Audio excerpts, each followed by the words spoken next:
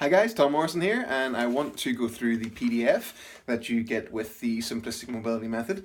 So, if you read through the first part, I basically want to explain what the method idea is and how you want to keep things very, very simple. I also explain some things that you may be experiencing and why they could be happening as well.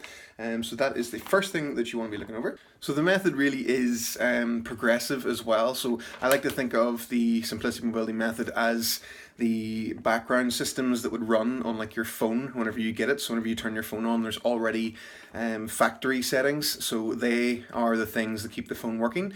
If they aren't working, then nothing else is going to work. You can add as many apps as you like, but if the functions are not working that the phone comes with, then they're not going to work. So that's kind of what the Simplistic Mobility Method is checking all of your joints, checking how your body is balanced.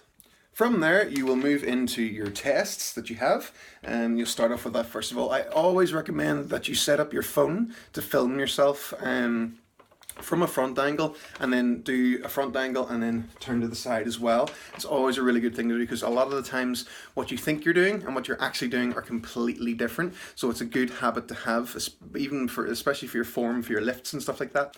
The key thing when going through the tests is to not freak out. Remember, your body changes every day anyway, so that's why it's very important. If you do this every day for 2 weeks, you'll find that the results are very different on some days, and it really goes on depending on what you did the day before as well. There's a notes section beside the tests, and you basically want to write down what you get from the test, what you feel, but also if it's one of the ones of an exercise that you do both sides, you want to give a 1 to 10 rating, with 1 being not so good and 10 being very good. So you want to try and get your body as close to having 2 10s on each side for the exercises as possible. After doing the tests, you go into the exercises. Now the exercises, you want to take your time when you're learning them, so do watch the videos through the whole way first, before then watching them again while doing the exercises. That way you're going to have a proper representation of what you should be doing. And again, they are all recommendations for 10 reps.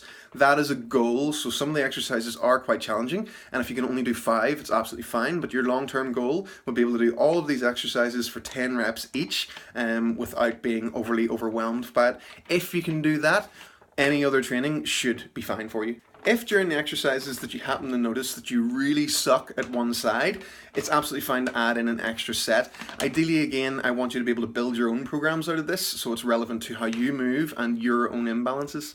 After running through all the exercises, you would go through a retest, and you basically go through everything again and take more notes, then compare them to your first notes to see if you have made a positive change in any way, which you should have, and then you can sort of decide what you need to work on a bit more or a bit less. If you can hit this every day for 2 weeks, or at the minimum 3 to 5 times a week, you will start to get a really good feel for the exercises, and they will serve you a lifetime. If you start to get any sort of niggle or anything in the future, you'll know what exercise works well. So if your knee starts to play up, you'll know to test your assisted split squat.